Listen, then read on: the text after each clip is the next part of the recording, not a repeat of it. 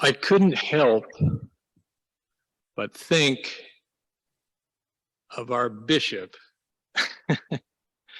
as I read that gospel a couple of weeks ago.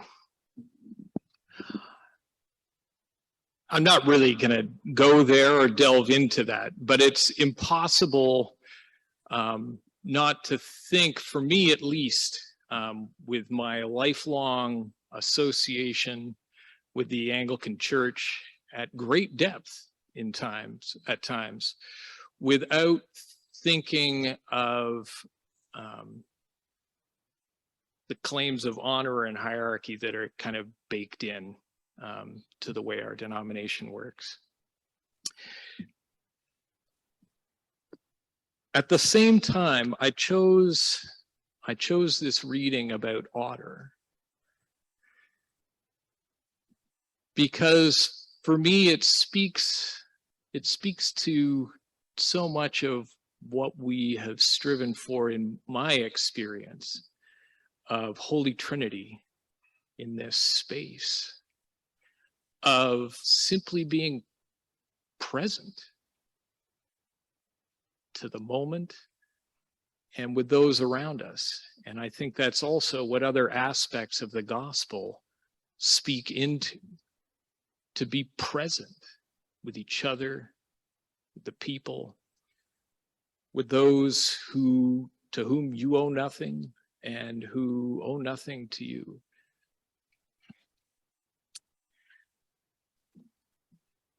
I know that this has not always been an easy path for us, but it's not one that we've stepped on recently either. I wasn't around when this story started in this place, but I've absorbed it pretty deeply over time. To hear Jim Houston tell it at one point, one of our clerics, whose name I do not recall, stood up and pulled the collar out of his shirt and said, "I'm not in charge of this place. You are. You're all the ministers."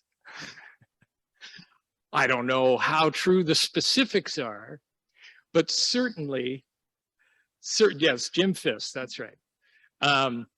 But certainly it speaks strongly to our narrative of who we are in this place. When I was about 19, it gets a little foggy at this point, but when I left my home, my childhood home, with my parents to go to university in and around Peterborough, I was not actively done with the church, but kind of passively done with the church in the way that lots of folks are at that age. You know, I had been confirmed, but I'd never really found anything that drew me in. You know, the church just was, you know, and you came or you didn't, but you didn't have an effect on the church, and the church didn't really have an effect on me.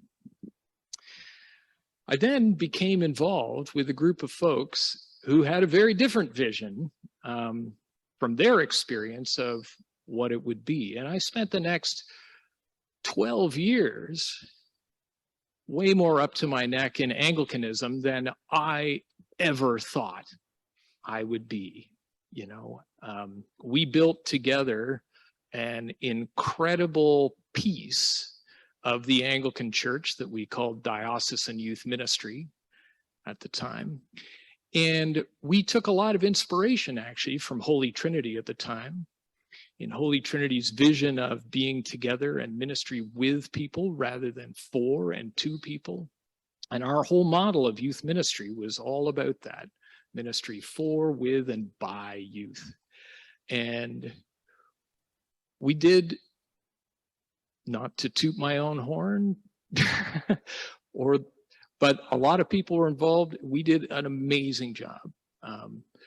We helped a lot of young people see how what they thought and what they did mattered.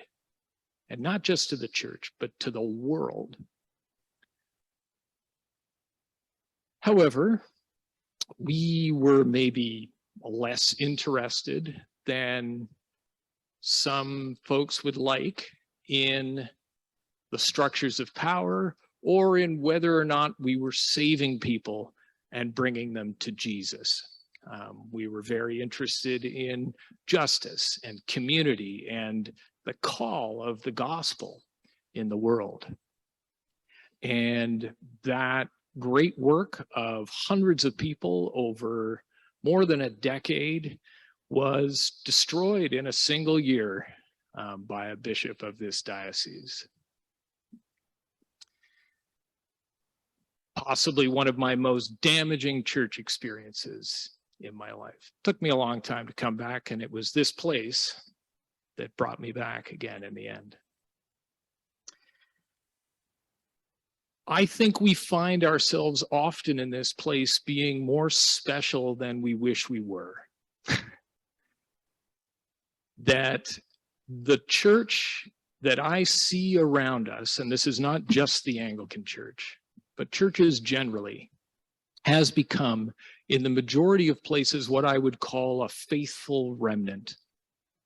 They see themselves as beleaguered and holding the story of Jesus in the face of a callous secular world. And they're not interested in engaging with that because they are the true believers and the faithful, and they are going to carry that forward. And even when that is not actively toxic, which we do occasionally see bursting out, I think it is extremely unhelpful and leads to a kind of seeing Christianity as special in a way that I don't think is helpful. Our vision of Christianity, our take as a community, has always been one of engagement and responsibility and of finding our common path forward. I found this book that actually, amazingly, a moment in time, had been given to me in 1988, probably when I was just in the beginning of that kind of youth ministry madness that I talked about. It's called Leaves from the Notebook of a Tamed Cynic. And it's written by Reinhold Niebuhr, who was a theologian and a pastor at the time, at the beginning of the 20th century. And this book apparently was very popular for many years, which tells me something about the churches of that time, as a gift to folks who are newly entering into ministry in a community. And I'm not going to read you a whole lot of this, but it might be worth checking out as we look at where we are. I'm going to read you one short passage here because it speaks to a level of engagement that I don't hear in the same way anymore. And I'm glad to know that it was happening at the beginning of the 20th century. 1915. I am glad there are only 18 families in this church. I have been visiting the members for 6 weeks and haven't seen all of them yet. Usually I walk past a house 2 or 3 times before I summon the courage to go in. I am always very courteously received, so I don't know exactly why I should not be able to overcome this curious timidity.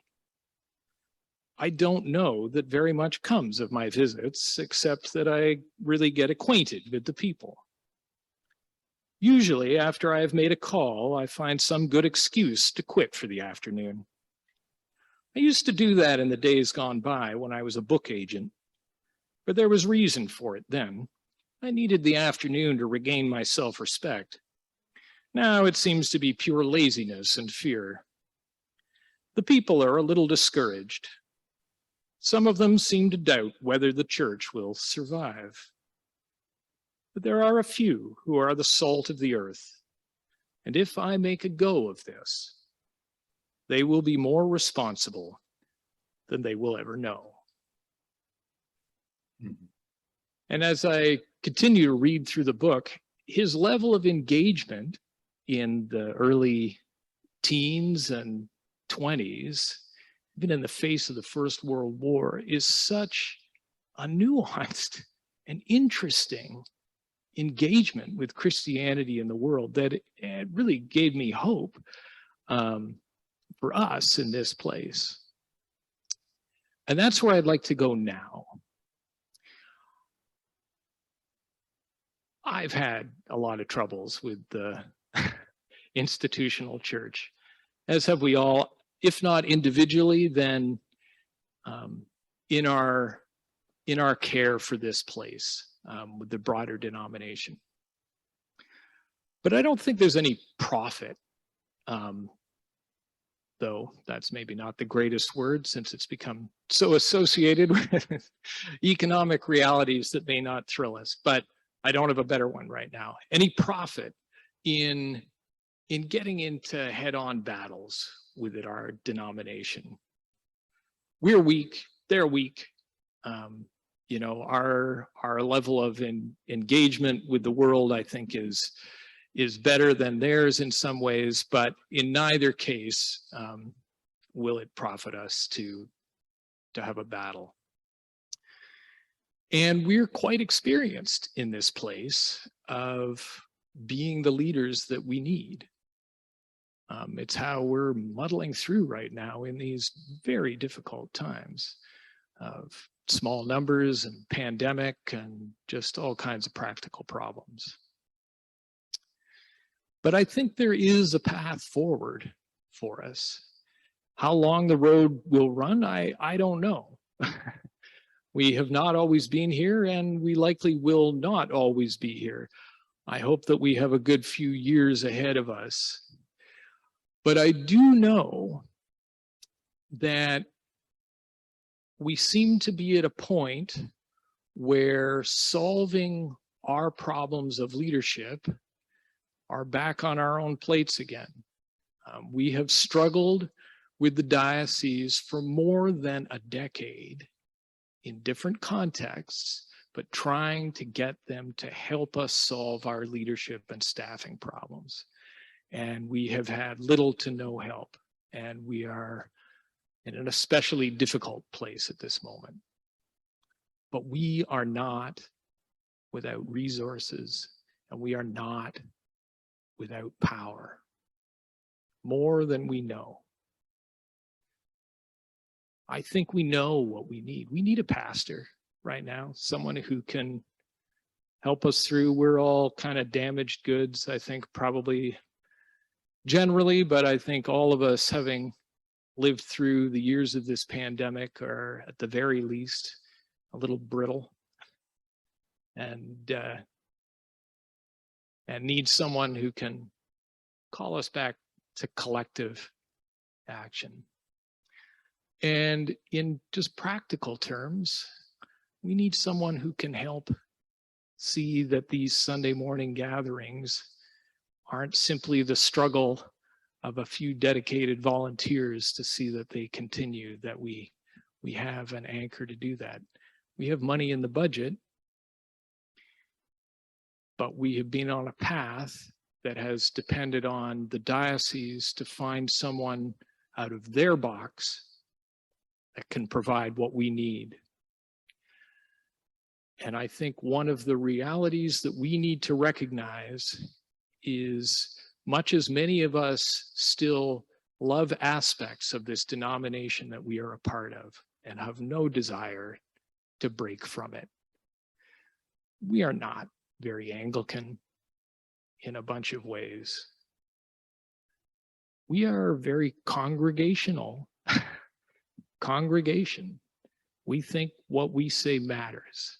We take leadership. We have opinions. We are theologically engaged. We are engaged in the world. We don't want someone to come and pat us on the head and lead us around. And those people are out there, but it may be that they are not ordained Anglican people.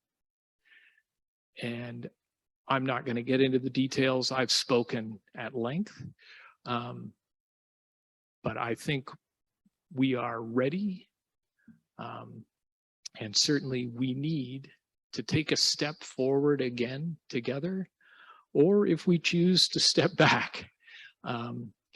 But it is time to gather again, to look at where we're headed, what we want, and what our next steps in getting there in a faithful and happy way for ourselves are. Thank you.